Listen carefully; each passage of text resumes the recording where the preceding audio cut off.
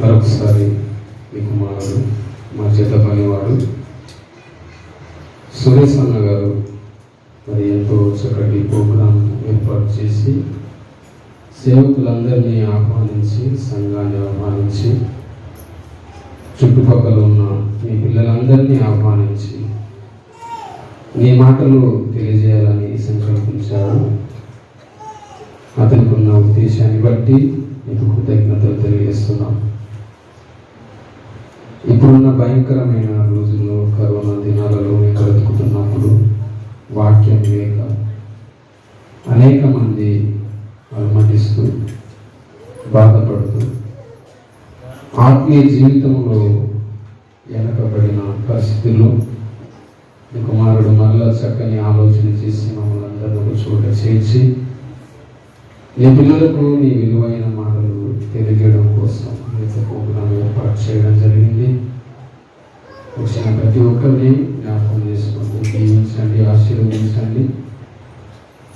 అంత మాత్రమే కాకుండా తండ్రి కొద్ది నిమిషాలు మీ పిల్లలను ఉద్దేశించి బైబిల్లో ఉన్న సంగతులు మీకు చిత్రాన్ని ఎలా చెప్పాలి అని మీ పిల్లలకు వివరిస్తుండగా మీ యొక్క సహాయాన్ని మాకు అనుగ్రహించండి. సమయోచితమైన జ్ఞానాన్ని అందించండి. మీ పిల్లలు వింటున్నారా వినే చెవిని గ్రహించే మనసును దయచేయాలని కోరుకుంటూ మా ప్రభువును మా రక్షకుడైన యేసుక్రీస్తు నామమున ఈ ప్రార్థనని సమర్పిస్తున్నాము తండ్రి. ప్రేమ దేవుని వల్ల మరొకసారి కూడి వచ్చిన మీ అందరికీ మన ప్రభు యేసుక్రీస్తు నామంలో వందనములు తెలియజేస్తున్నాను. అలాగే స్టేజ్ మీద మరి నాతో పాటు కూర్చున్న సేవకులకు కూడా అందరికీ తెలియజేస్తున్నాను. మరి మనమందరం ఇక్కడ ప్రత్యేకంగా ఎందుకు కూడుకున్నాము అంటే దీనికి ఒక కారణం ఉంది. మరి చర్చి ఫస్ట్ యానివర్సరీ సందర్భంగా మనం అందరం ఇక్కడకు చేరి వచ్చాం.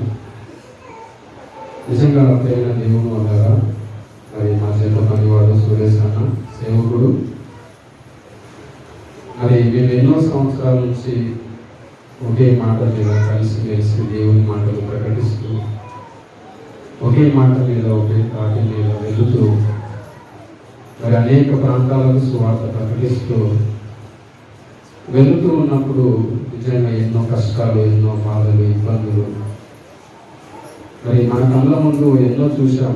అన్నగారి గురించి మరి దేవుడు అతని కష్టాన్ని జ్ఞాపకం చేసుకొని ప్రతిఫలం మరి చర్చి ఇవ్వడం జరిగింది. మనమందరం ఇక్కడ కూర్చోవడం జరిగింది. మరి దాని సందర్భంగా ఒకసారి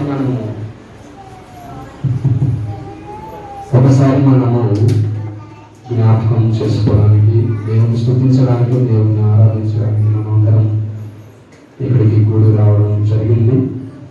అయితే ఈరోజు మన ఆత్మీయ జీవితానికి అవసరమైన మాటలు ఒకసారి ఆలోచించేద్దాం. ఎవరు కూడా మాట్లాడవద్దు. పిల్లలు చాలా కంట్రోల్గా ఉండాలి. ఎందుకంటే మనకు సమయం లేదు. ఇంకా చాలా మంది సేవకులు ఉన్నారు మన మధ్య చెప్పడానికి.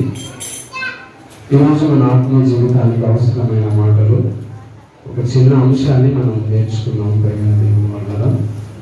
ఈరోజు మన అంశం ఏంటంటే ప్రభువునందు ప్రయాసకు ప్రతిఫలం అనే అంశాన్ని మనము నేర్చుకున్నాం.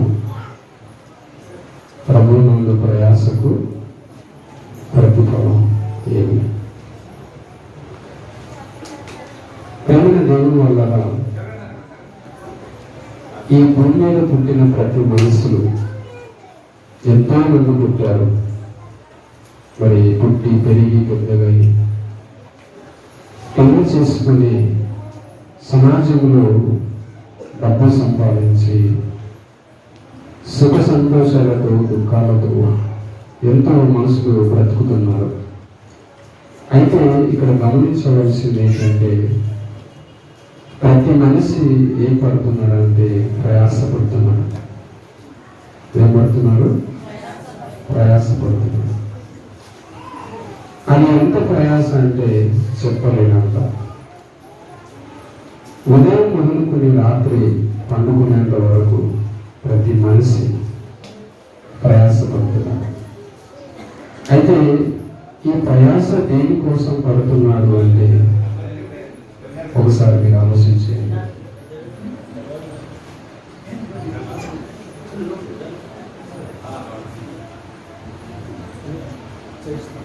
ఈ భూమి మీద ప్రతి మనిషి ప్రయాసపడుతున్నాడు. దేనికోసం ప్రయాసపడుతున్నాడంటే ఒక మాటలో చెప్పాలంటే కోటి కోసము అని చెప్పగలుగుతాము.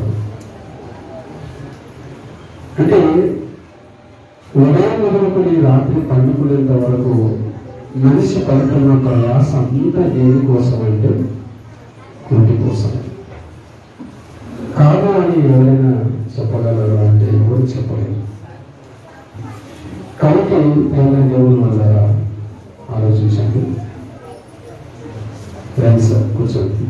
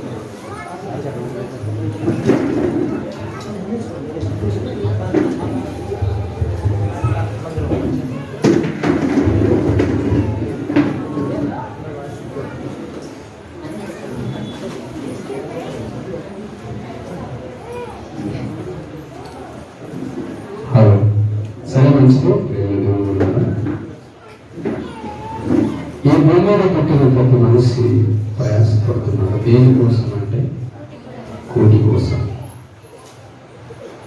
అందుకోసమే పెద్దలు అన్నారు కోటి విద్యలు కోటి కోసం. అంటే కోటి కోసము ఎన్ని విద్యలు ఉన్నాయంట? కోటి విద్యలు ఉన్నాయంట. అంటే జానుడు పుట్టను పోషించడం కోసము లోకంలో ఎన్ని విద్యలు వచ్చాయి అంటే కోటి విద్యలు వచ్చాయి.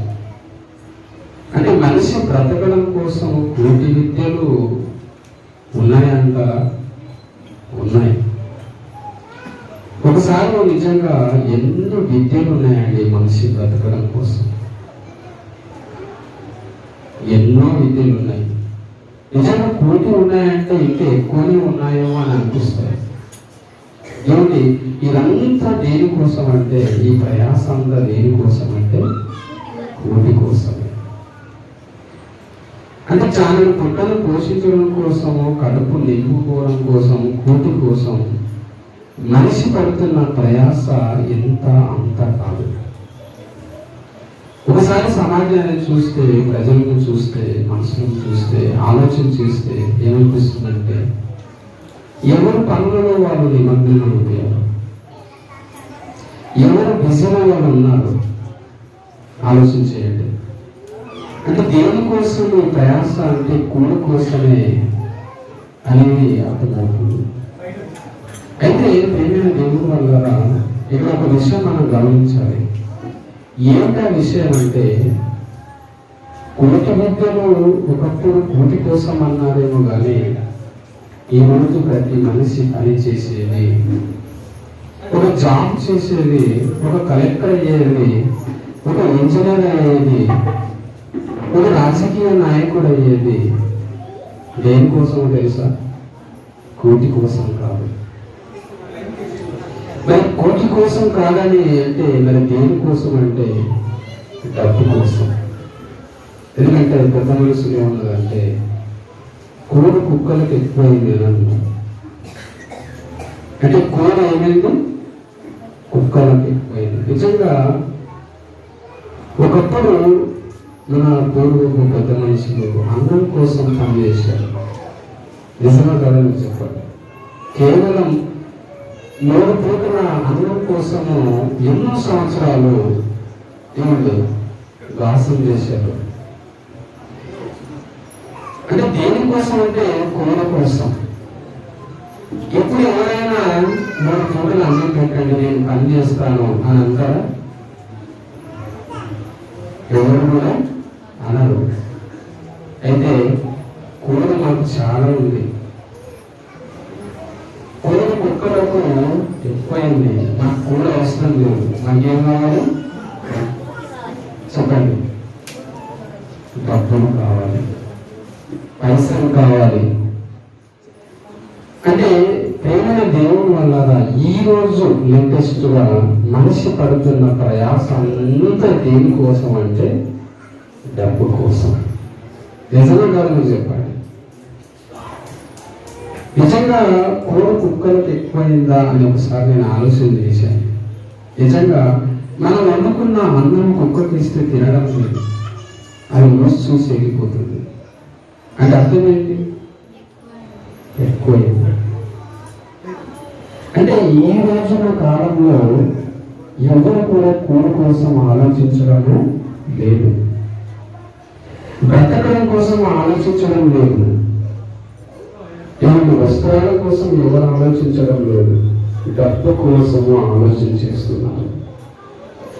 ఒకప్పుడు యేసుక్రీస్తు కాలంలో మనుషులు ఏం ఆలోచించేవారంటే ఏమి తిందుమో, ఏమి త్రాగుదుమో, ఏమి ధరించుకుందుమో అని మీ ప్రాణముల గురించి చింతించకండి. అంటే ప్రజలు ఏం చింతిస్తున్నారు?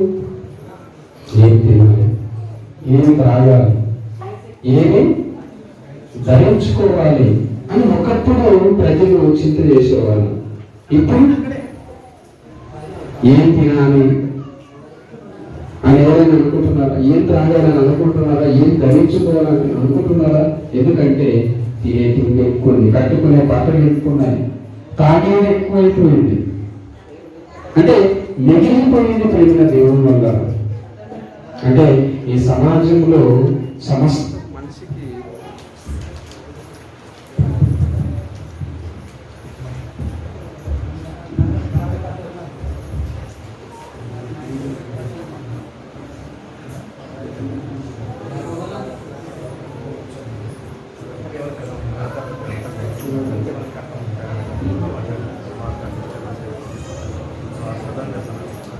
దయచేసి ఎవరు మాట్లాడుతుంది, వాళ్ళ పని వాళ్ళు చేసుకుంటారు.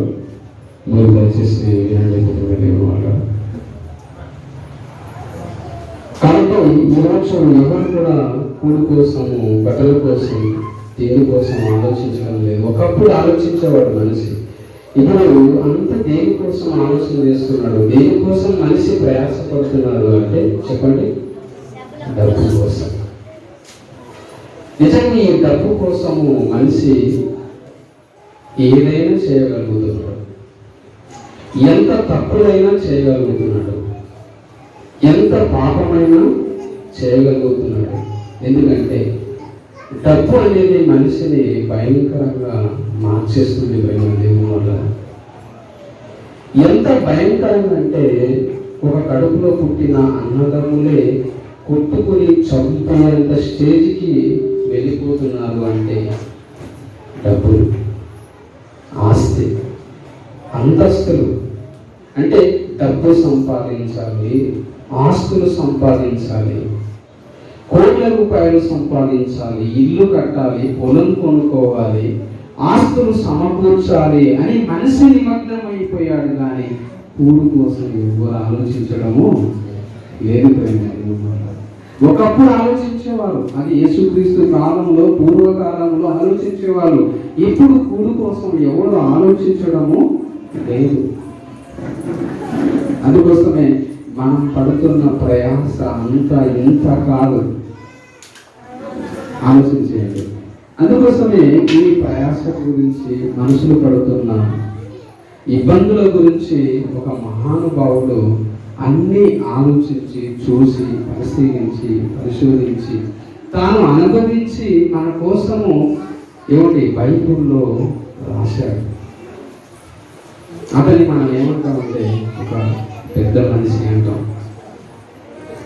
ఏమిటి పెద్ద మనిషి అని మనం ఎందుకు అంటామంటే, పెద్ద మనిషి అంటే అన్నీ తెలిసినవాడు, అన్నీ చూసినవాడు, అన్నీ అనుభవించిన వాడిని మనం ఏమంటామంటే పెద్ద మనిషి అంటాం. నిజంగా ఈ భూమి మీద ఎంతో మంది పెద్ద మనుషులు ఉన్నారు, ఎన్నో విషయాలు మనకు చెప్పారు. కానీ ఈ ప్రపంచంలో పెద్ద మనుషులు అందరికంటే ఒక పెద్ద మనిషి ఉన్నారు. ఆ పెద్ద మనిషి ఎవరు తెలుసా? మహాజ్ఞాని అయిన సొలొమోను. అంటే పెద్ద మనిషి అని నేను ఎందుకు అన్నానంటే, తనకు తెలియని ఏమీ లేదు. అందుకోసం ఒక మాట అంటున్నాడు చూడండి, ప్రసంగి గ్రంథం 1వ అధ్యాయం 2వ వచనం 3వ వచనం. ప్రసంగి గ్రంథము 1వ అధ్యాయము 2వ వచనము 3వ వచనం చదవండి. వ్యర్థమని ప్రసంగి చెప్పుచున్నాడు. ఏమంటున్నాడు? వ్యర్థము వ్యర్థము అని ప్రసంగి చెప్పుచున్నాడు. వ్యర్థము వ్యర్థము సమస్తము వ్యర్థమే. వ్యర్థము వ్యర్థము సమస్తము వ్యర్థమే. అంటే వ్యర్థము వ్యర్థం అని ప్రసంగి చెప్పుచున్నాడు అని అంటున్నాడు. ఇక్కడ ప్రసంగి అంటున్నాడు. ప్రసంగి అంటే ఆలోచించే, ప్రసంగి అని ఎలా వచ్చింది పేరు ఇతనికి? ఎప్పుడైనా మీరు ఆలోచించారు? అప్పుడప్పుడు మనం అంటాం అతను ఒక మంచి ప్రసంగికుడు అంట, అతను ఒక మంచి ప్రసంగి అని అంటాం. అంటే ఎప్పుడంటాం అతను ఒక మంచి ప్రసంగికుడు అని? అంటే దేవుని ఒక వాక్యాన్ని మంచిగా చదువుకొని ప్రజలకు ఎవరికి అందరికీ అర్థమయ్యే విధంగా చెబుతున్నప్పుడు ఇతను ఒక మంచి ప్రసంగికుడు అంటాం. అంటే నా పేరు వచ్చేసి రూబేన్, కానీ ఇంకో పేరు కూడా ఏముంది? ప్రసంగికుడు. అందులో మళ్ళా ముఖ్య ప్రసంగికుడు అని ఉంటుంది. అంటే ముఖ్య ప్రసంగికుడు అంటే ఇంకా మంచిగా చెప్తాడు అని. అంటే సొలొమోను గారికి ప్రసంగి అని ఎలా పేరు వచ్చిందంటే, నిజంగాండి సొలొమోను గారు ప్రసంగం చేస్తే ప్రపంచంలో ఉన్న దేశాలలో ఉన్న ప్రజలందరూ రాజులతో సహా, గొప్ప వాళ్ళతో సహా, జ్ఞానులతో సహా వచ్చి ఎవరి దగ్గర ఈనిపోయేవాళ్ళు? సొలొమోను దగ్గర ఈనిపోయేవాళ్ళు. ఎవరి సామెతల గ్రంథం రాసేది ఎవరు? సొలొమోను. ప్రసంగి గ్రంథం రాసేది ఎవరు? సొలొమోను. పరమగీతం రాసేది ఎవరు? అసలు ఏంటి ఆ మాటలు? అంటే ఏంటి ఆ మాటలు? ఒకసారి మీరు ఆలోచించేది, ఏంటి అంత గొప్ప మాటలు? నిజంగా సొలొమోను గారు లాగా రచన ఎవరైనా ఉందా బైబిల్లో? మనకి ఎవరికి కనిపించదు. అంటే మొత్తం కవిత్యం ఉంటుంది, పాండిత్యం ఉంటుంది, తన భాష వేరే ఉంటుంది. ఎందుకంటే అది జ్ఞానులు మాట్లాడే భాష. అది ఎవరు మాట్లాడగలుగుతున్నారంటే ఒక సొలొమోను గారే మాట్లాడగలుగుతున్నాడు. ఎందుకంటే ఆయన ఒక ప్రసంగి. రైట్. ఇప్పుడు నేను ప్రసంగికుడు అయ్యాను. ఎలా అయ్యాను? బైబిల్ చదువుకున్నాను, నేర్చుకున్నాను, కొన్ని పాఠాలు నేర్చుకున్నాను, కోర్సు చేశాను, నేర్చుకుని నేను చెప్తున్నాను. కానీ నేను అనుభవజ్ఞుని కాదు. ఆలోచన చేయండి.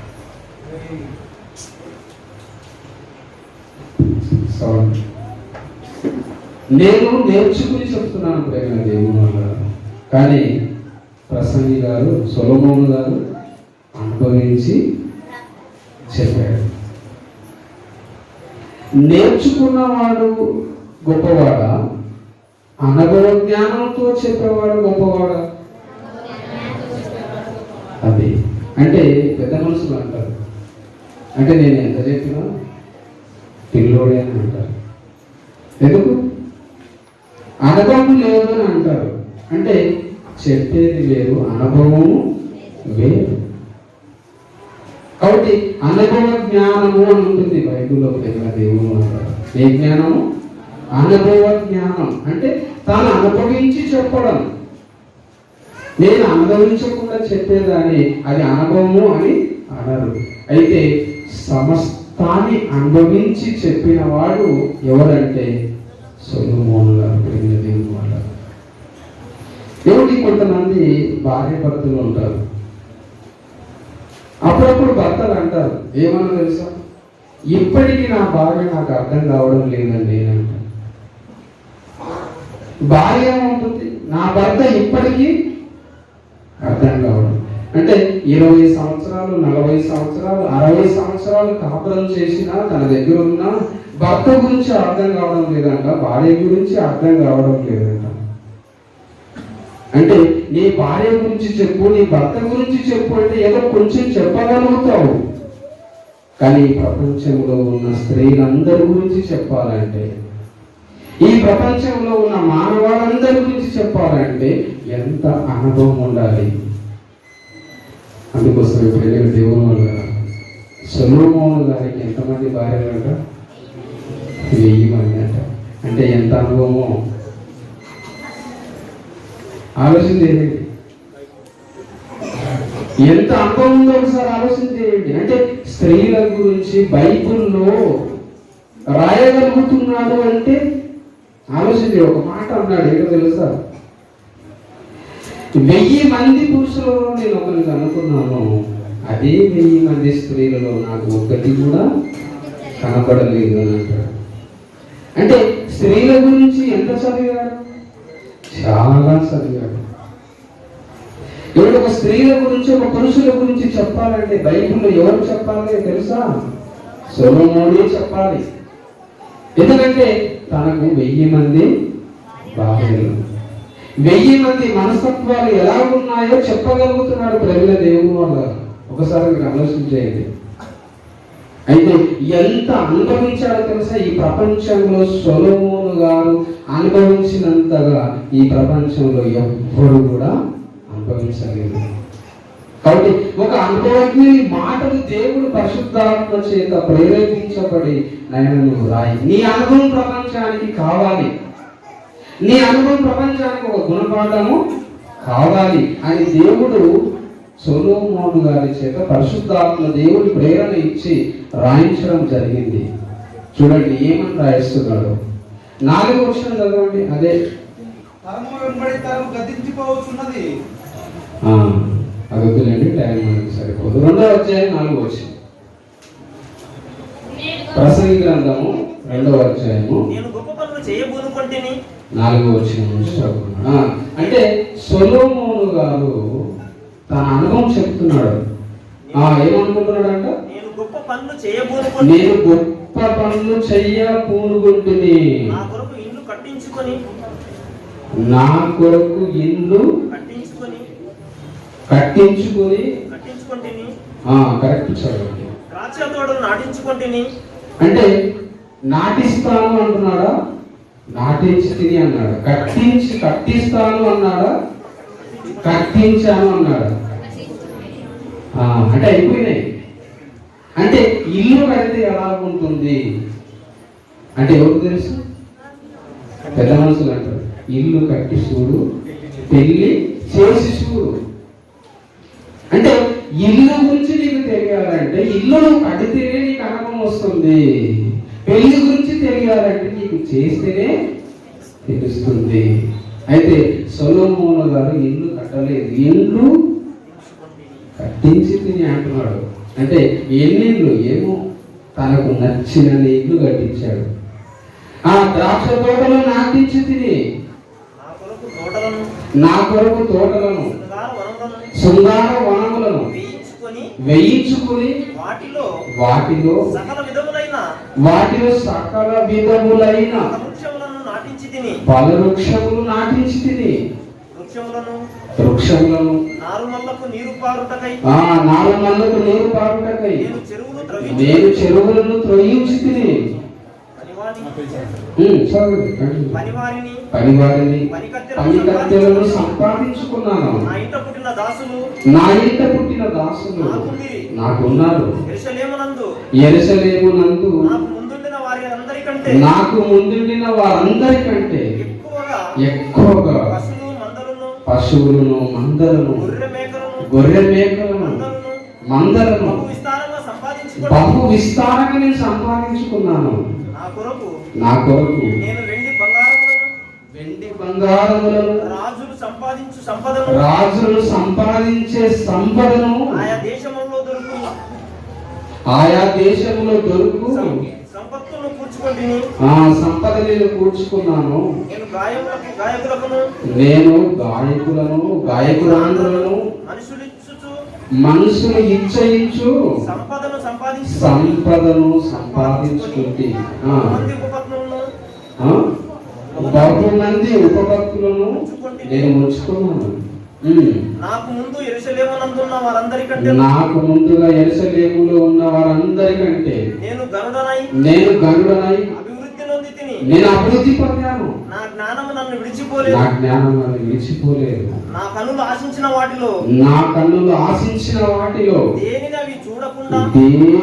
కూడా చూడకుండా నేను అభ్యంతరం చేయలేదు నా కన్నులకు. మరియు నా హృదయము నా పనులన్నిటిని బట్టి సంతోషింపగా సంతోషకరమైనది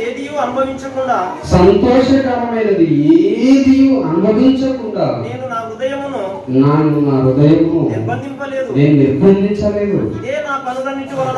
ఇవే నా పనులన్నిటి వలన నాకు దొరికిన భాగ్యం. అంటే ఇప్పుడు చెప్పండి, సొలొమోను గారు అనుభవించని అంటూ ఏదైనా ఉన్నాయా? కంటికి ఏది నచ్చితే అది చేశాడంట. హృదయానికి ఏది ఇష్టమైతే అది చేశాడంట. అంటే అర్థం చేయలేదు. ఎవడు అర్థం వేయలేదు, నువ్వు చేయకూడదని నిర్బంధం చేయలేదంట. అంటే కంటికి నచ్చినదంతా చేశాడు, హృదయానికి నచ్చినదంతా చేశాడు, అనుభవించినాడు, విస్తారంగా అనుభవించాడు. అంటే వీటన్నిటి వలన దొరికిన భాగ్యం నాకు ఇదే అంటున్నాడు. అయితే ఏమంటున్నాడు? కంటిన్యూ చేయండి. అప్పుడు నేను చేసిన పనులన్నీ వాటి కొరకు నేను పడిన ప్రయాసమంతయు నేను నిదానించి వివేచింపగా అవన్నీ వ్యర్థమైనవిగాను ఒకడు గాలికి ప్రయాసపడినట్టుగాను ఆగుపడెను. సూర్యుని కింద లాభకరమైనది ఏది లేనట్టు నాకు కనపడను. అంటే సొలొమోను పడిన ప్రయాసంతా ఏంటంట? వ్యర్థమేనంట. ఒకడు గాలికై ప్రయాసపడినట్టుగానే ఉందంట. ఏమండి, సొలొమోను గారు సంపాదించిన, సొలొమోను గారు పడిన ప్రయాసనే ఏమైపోయింది? వ్యర్థమైపోయింది. మరి నువ్వు పడుతున్న ప్రయాస, నేను పడుతున్న ప్రయాస, ప్రపంచంలో పడుతున్న మానవాళి పడుతున్న ప్రయాసం ఏమైపోతుంది చెప్పండి? అంటే మనం పడే ప్రయాస అంతా ఏ ప్రయాస చెప్పండి? వ్యర్థమైపోయే ప్రయాస. మరి వ్యర్థమైపోయే ప్రయాస కోసం ఎందుకు నువ్వు ప్రయాసపడుతున్నావు? ఎందుకు కష్టపడుతున్నావు? ఎందుకు నువ్వు ఆరాటపడుతున్నావు? ఎందుకు నువ్వు పోరాటం చేస్తున్నావు? ఆలోచించేది. ఒక అనుభవం చెప్తున్నాడు, ఏం లేదు నాయన, అంత వేస్ట్. పెద్ద మనుషులు అంటారు అక్కడికి వెళ్ళొద్దు, అక్కడ ఏం లేదంటే మనం ఖచ్చితంగా వెళ్ళదు. ఎందుకు? మనకు అనుభవం లేదు.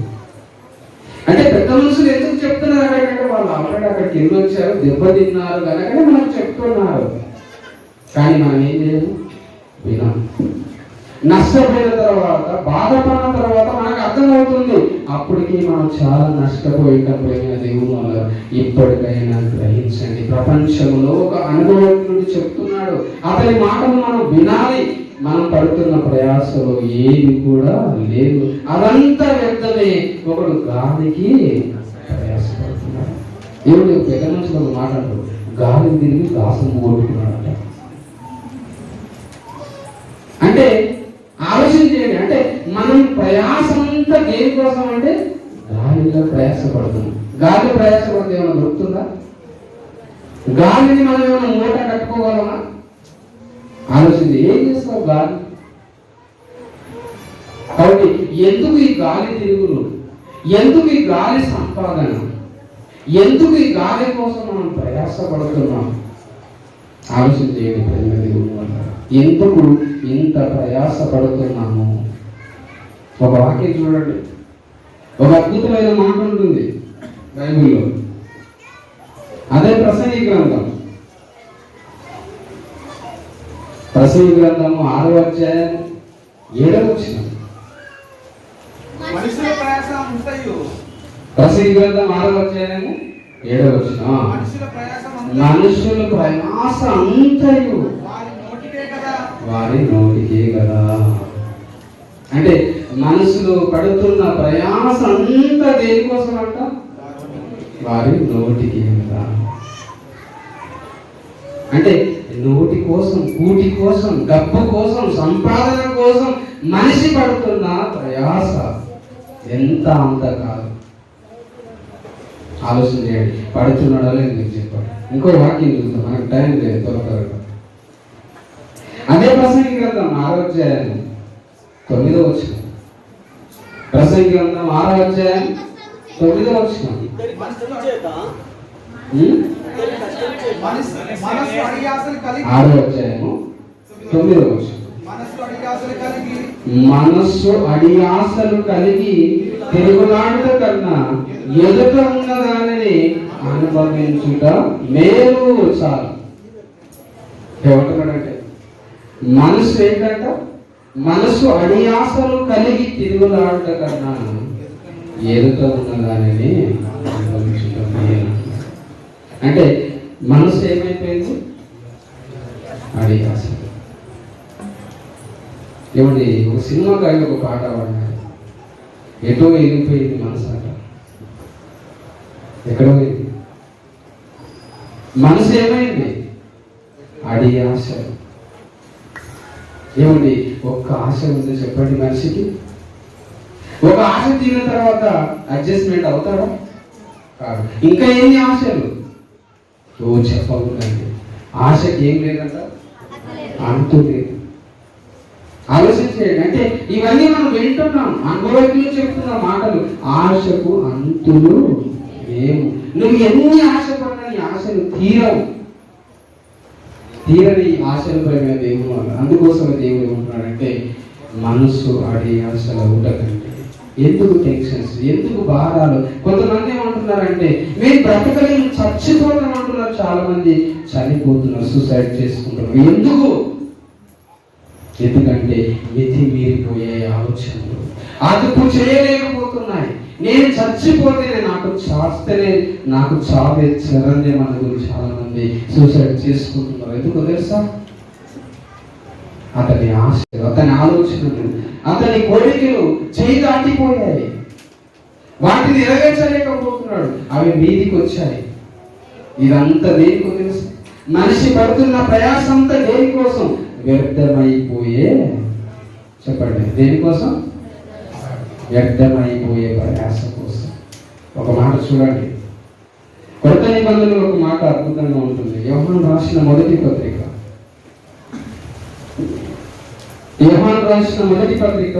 2వ అధ్యాయము 17వ వచనం.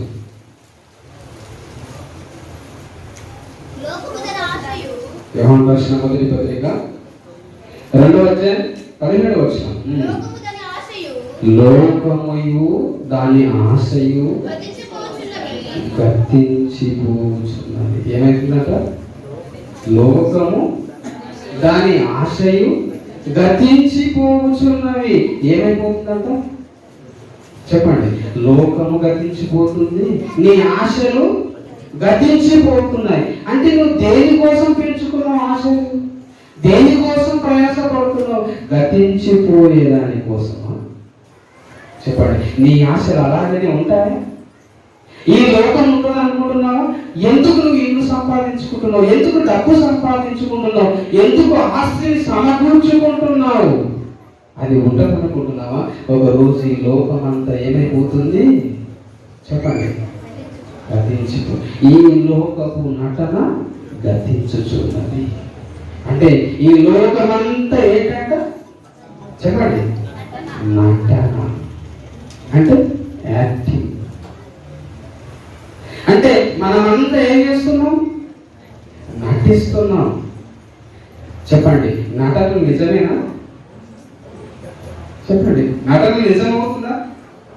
ఏమంటే చిరంజీవి చెప్పులు కొడతారు, నిజంగా తన రియల్ లైఫ్ లో చెప్పులు కొడతారా? సినిమాలోనే కొడతారా?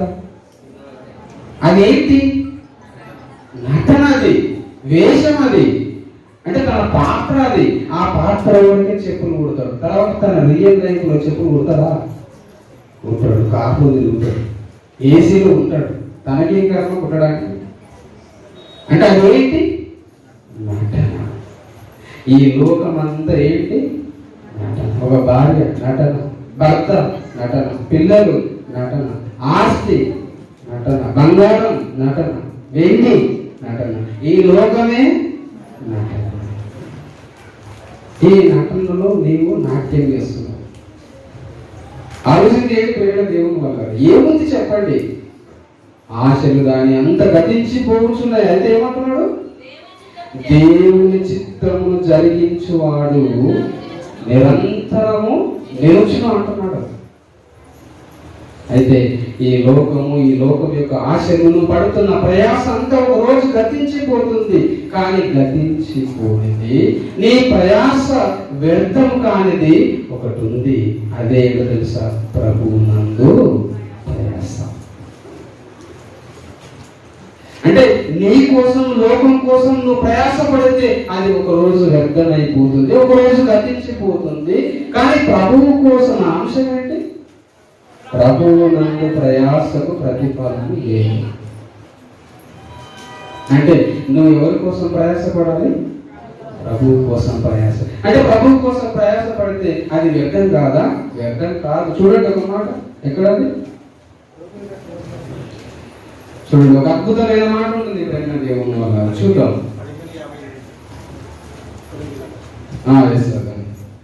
కొరింథీయులకు రాసిన పత్రిక 15వ అధ్యాయం 58వ వచనం. కాగా నా ప్రియ సహోదరులారా, కొరింథీయులకు రాసిన మొదటి పత్రిక 15వ అధ్యాయము 58వ వచనం. కాగా నా ప్రియ సహోదరులారా, కాగా నా ప్రియ సహోదరులారా, మీ ప్రయాసము ప్రభువునందు వ్యర్థము కాదని ఎరిగి. అంటే ఏం కాదంట? ప్రభువునందు మీ ప్రయాస వ్యర్థము కాదని ఎరిగి. అంటే ప్రభు కోసం నువ్వు ప్రయాస పడితే నీ ప్రయాస ఏం కాదు? వ్యర్థము కాదు. నీ కోసం ప్రయాస పడితే అది ఒక రోజు వ్యర్థం. అంటే మనం పడిన ప్రయాస అంతా ఏంటి? వ్యర్థమైన ప్రయాస. ఇప్పుడు సురేష్ అన్న పడుతున్న ప్రయాస ఏ ప్రయాస చెప్పండి? ఎవరి కోసము? ప్రభువునందు పడుతున్న ప్రయాస. ఎందుకు ఫ్లాగ్లు కొనుక్కోవాలి? ఎందుకు చర్చి కట్టాలి? మిమ్మల్ని అందరినీ కూర్చోబెట్టి ఎందుకు వాక్యం చెప్పించాలి? వచ్చిన వారికి భోజనం ఎందుకు పెట్టాలి? ఎందుకు? తన దగ్గర డబ్బులు ఉంటే దాచిపెట్టుకుంటే ఏమిటి? ఉన్నవాడు కాదు. తన దగ్గర ఉన్న డబ్బులు ఎందుకు ఖర్చు చేయాలి? 10 మందికి దేవుని మాటలు ఎందుకు ఏమించాలి? ఒకసారి మీరు ఆలోచన చేయండి. మనం ఆలోచన చేస్తామా? దేవునికి మనం ఎంత ఇస్తాం? ఏమి ఇస్తాం చెప్పండి? ఒక 100 రూపాయలు ఇచ్చావా? 1000 రూపాయలు ఇచ్చావా? 1,00,000 ఇచ్చావా? 1,00,00,000 రూపాయలు ఇచ్చావా? నీ జీవితాన్ని ఇచ్చావా? లోకం కోసం, నీ కోసం ఎంతనైనా ప్రయాసపడి కష్టపడి నువ్వు ఖర్చు చేస్తావు. దేవుని కోసం నువ్వు పడుతున్న ప్రయాస ఏది? వ్యర్థమైపోయే ప్రయాస కోసం నువ్వు కష్టపడుతున్నావు, కానీ ప్రభువు నందు ప్రయాస పడుతున్నావా? అందుకోసం ఇక్కడ ఏమంటున్నాడంటే ప్రభువు నందు ప్రయాస వ్యర్థం కాదని ఎరిగి. ఎలా ఉండాలట? స్థిరులు. స్థిరులు అంటే అస్థిరులు, స్థిరులు. స్థిరులు అంటే ఎవరు? అస్థిరులు అంటే ఎవరు? స్థిరులు అంటే ఎప్పటికీ ఒకేలాగా ఉంటారు. అస్థిరులు అంటే ఇప్పుడు అలాగా ఒక నిమిషానికి ఇంకోలాగా. ఏమనుకోకండి, ఒక మాట చెప్తాను. స్త్రీలా కావాలి, జస్ట్ నవ్వుకోవడానికి అంతే. ఆడవాళ్ళకి అడుగులు ఇస్తే ఒక అడుగు ఇస్తే 60 బుద్ధులు అంటారు. అంటే స్త్రీలకు ఒక అడుగు ఇస్తే 60 బుద్ధులు అంటారు. మరి పురుషులకు ఎక్కువనే ఉంటాయి. అడుగు అడుగేస్తే 60 బుద్ధులు అంటే 2 అడుగులు వేస్తే ఎన్ని బుద్ధులు ఉన్నాయి? అంటే మనిషి స్థిరుడు కాదు. ఎవరు స్థిరుడు? కాబట్టి నువ్వు ప్రభునందు ఉండి ఏం కావాలి? స్థిరుడు కావాలి. ప్రభునందు ప్రయాస వ్యర్థం కాదని ఎరిగి స్థిరులను కదలని వారును. ప్రభు కార్యాభివృద్ధి ఎందు ఎవడు ఏం చేయకూడదట?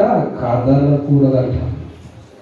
నువ్వు ప్రభులో ఉండి ప్రభు కోసం పడుతున్న ప్రయాసలను నీవు అస్థిరుడు కాకూడదు, స్థిరుడుగా ఉండాలి. తర్వాత కదలని వారిగా ఉండాలి. ప్రభు కార్యాభివృద్ధి ఎందు ఎప్పటికీ ఆసక్తులై ఉండండి.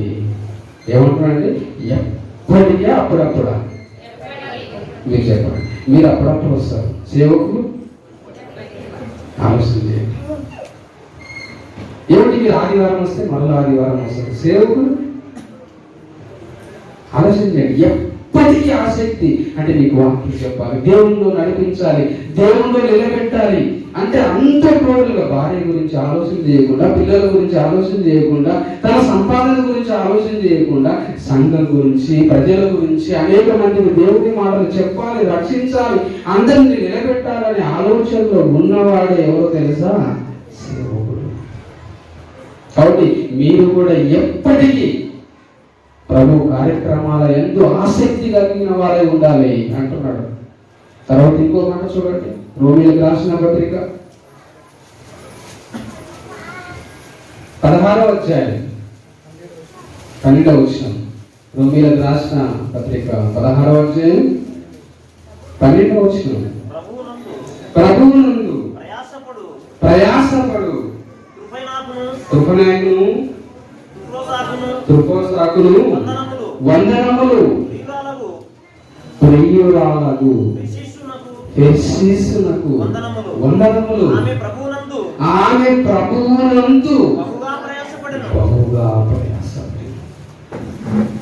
అంటే ఒక స్త్రీ, ఒక అక్క, ఎవరు? ఆమె పేరేంటి? పెర్సిస్. ఎవరి? పెర్సిస్ అనే స్త్రీ చేసినట్ట ప్రభు కోసము బహుగా ప్రయాసపడింది. ఒక స్త్రీయే ప్రభు కోసం బహుగా ప్రయాస. అంటే ప్రయాస వేరు, బహు ప్రయాస వేరు. అంటే ఎంతమంది అక్క వాళ్ళు ప్రయాసపడుతున్నారు దేవుని కోసం? చెప్పండి. దేవుని కార్యక్రమాల కోసం. ఏమండి? అక్క వాళ్ళే అంత కష్టపడితే, బలహీనమైన ఘటములే అంత కష్టపడితే, బలవంతులైన ఘటాలు ఎవరు? పురుషులు. ఏం చేస్తున్నారు? ప్రభు కోసం ఎంత కష్టపడుతున్నావు, ఎంత ప్రయాసపడుతున్నావు. మరి నీ కోసం, నీ పిల్లల కోసం ఎంత ప్రయాసపడుతున్నావు, ప్రభు కోసం ఎంత ప్రయాసపడుతున్నావు. కాబట్టి ఆయన ప్రభువునందు ఏం చేసినట్ట? బహుగా ప్రయాస. అంటే ప్రభువునందు నీ ప్రయాస వ్యర్థము కాదు. మరి ప్రతిఫలం ఏంటి? అంతే కదా. అంటే ప్రభువునందు ప్రయాసపడితే అది వ్యర్థం కాదని మనం తెలుసుకున్నాం, మంచిదే. అయితే ప్రభువునందు నువ్వు ప్రయాసపడితే నీకు చివరిగా దక్కే ప్రతిఫలము ఏంటి? చివరి మాట చూసుకున్నాం, ముగించుకున్నాం. టైం అయిపోయింది. చూడండి, ప్రకటన గ్రంథం 14వ అధ్యాయం 13వ వచనం. ప్రకటన గ్రంథము 14వ అధ్యాయం 13వ వచనం. ప్రకటన గ్రంథం 14వ అధ్యాయం 13వ వచనం. అంతటా ఇప్పటి నుండి ప్రభువునందు మృతి పొందు మృతులు ధన్యులని రాయమని పరలోకముల నుండి ఒక స్వరము చెప్పగా. అంటే ఒక స్వరం వినపడుతుందంట. ఎక్కడి నుంచి? పరలోకంలో నుంచి ఒక స్వరం వినపడుతుందంట. ఏంటి ఆ స్వరం? ఇప్పటి నుండి ప్రభువునందు మృతి పొందు మృతులు ధన్యులని నువ్వు రాయి. అంటే ఎవరు ధన్యులట? అంటే నువ్వు మృతి పొందాలి, నువ్వు చనిపోవాలి. ఎందులో? ఎవరిలో? ప్రభువునందే చనిపోవాలి, ప్రభువునందే వివాహం చేసుకోవాలి. అర్థమవుతుందా? ప్రభు కోసమే నువ్వు కష్టపడాలి, ప్రభు కోసమే ప్రయాసపడాలి. చివరికి నీ మరణము కూడా ఎక్కడ ముగించాలి? ప్రభువు నందే నువ్వు మృతి పొందాలి. నువ్వు మృతి పొందితే నువ్వు ధన్యుడు అవుతావు. తర్వాత ఏమంటున్నాడు? చదవండి. నిజమే నిజమే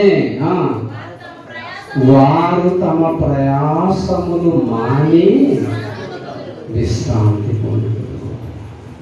ఏమంటారట? నిజమే వారి ప్రయాసములు మాని విశ్రాంతి. ఏ ప్రయాస? ప్రభువునందు నువ్వు ప్రయాస పడితే చచ్చిపోయినాక దేవుడు నీకు ఏమిస్తాడు? రెస్ట్. నీకు పని ఉంటుందట. నువ్వు తినడం పండుకోవడమేగా. ఆలోచన చేయండి. అది ఎంత గొప్ప విశ్రాంతి. మీరు ఆలోచన చేయండి. ఏమండి, పరదేశికి వెళ్ళిపోయే వాళ్ళందరూ ఏం పొందుతున్నారంట? నెమ్మది పొందే స్థలానికి అని రాయబడింది. ఏ స్థలం అంటే అది? అక్కడ నెమ్మది ఉందంట. ఇక్కడ నెమ్మది ఉంది. ఎవరికన్నా మనశ్శాంతి ఉందా? శాంతి ఉందా? చెప్పండి. కాబట్టి దేవుని కోసం నువ్వు ప్రయాసపడితే చచ్చిన తర్వాత దేవుడు నీకు ఏమి అయిపోతున్నాడు? విశ్రాంతి. ఓకే, సురేష్ అన్న ప్రయాసపడుతున్నాడు ప్రభు కోసం. అయితే మీరు సురేష్ అన్నకు సంఘస్థులు ఏం చేయాలి? సహకారులుగా ఉండాలి. అంటే ఆయన ప్రయాసపడుతున్నాడు ప్రభు కోసం. ఆయనతో పాటు మీరు జత పనివారుగా, ఎవరు ప్రయాసపడుతున్న వారికి మీరు సహకారులుగా మారితే, సహకరిస్తే అతను మీకోసం ఇంకా దేవుని మాటలు చెప్పి మిమ్మల్ని బలపరచడానికి అవకాశం ఉంటుంది. ప్రేమ దేవుడు నువ్వు సహకరిస్తే నీకు కూడా ఏముంటుందట? సహకారం అందిస్తే అవకాశం. నిజమే వారి పేరు జీవ గ్రంథమందు. ఎవరి పేరు? సహకారుల పేరు. అంటే నువ్వు చేయలేవా? చేసేవారు చాలా మంది ఉన్నారు. వారికి ఏం చేయాలి? నువ్వు సహకారం. నువ్వు సహకారం చేయి. అనే ఇదిగో నా చేతనైనంత సహకారం ఇది అని నువ్వు సహకారం చేయి. నువ్వు సహకారం చేస్తే నీ పేరు ఎక్కడ రాబడుతుంది? జీవ గ్రంథంలో. అయితే జీవ గ్రంథంలో ఎవరి పేరైతే లేదో వాడు ఎక్కడ పడబోతాడట? అగ్నిగుండంలో. అంటే జీవ గ్రంథంలో మన పేరు ఉందా లేదా చూసుకోండి. ఓకే, ఇతరుల యొక్క వాక్యాన్ని ముగించుకున్నాం, ప్రారంభిస్తున్నాం.